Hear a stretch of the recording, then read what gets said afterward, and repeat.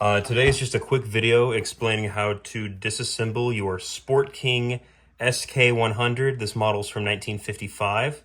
It is a semi-automatic 22 long rifle firing hand pistol. So right now the cartridge is in, the top can go back, chamber's empty.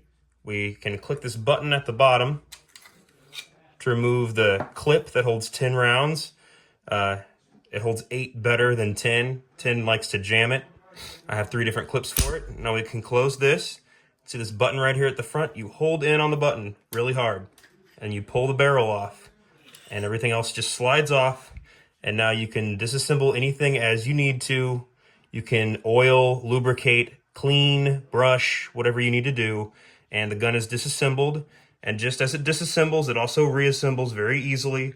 All you have to do is find the sloped side, put it on the rail, slide it in all the way down, and you grab the barrel, slide it in the rail too, in the very front, and you find the button, click it all the way down and let gravity do the work.